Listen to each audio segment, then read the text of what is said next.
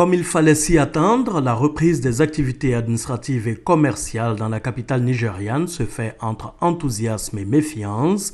Après 6 semaines de confinement total, les besoins sont tels que les populations reprennent d'assaut les rues sous le regard bienveillant des agences de sécurité civile et sanitaire.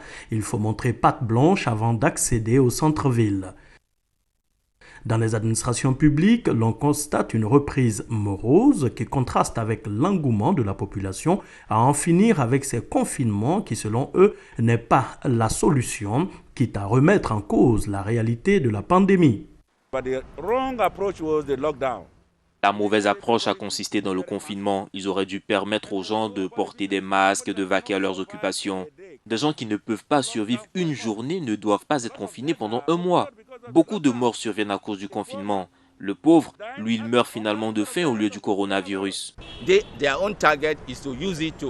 Leur objectif est d'user de cette pandémie pour s'enrichir à travers l'OMS, l'Organisation mondiale de la santé, l'Union européenne et autres organisations internationales.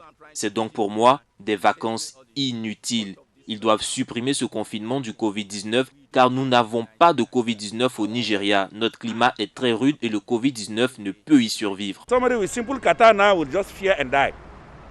Des personnes vont contracter un simple rhume mais ils auront peur et en mourir car l'on dira que c'est sûrement du Covid-19 et les gens vont vous abandonner. Même en famille, tout le monde devrait porter un masque et nous serons protégés. Cette maladie ne va pas se propager davantage. Pour l'heure, les lieux de culte, toutes confessions confondues, restent fermés au public, les écoles restent fermées et les voyages inter-États strictement contrôlés. Le respect des mesures barrières telles que le port de masque, la distanciation sociale et l'observation des règles d'hygiène publique restent de mise jusqu'à nouvel ordre.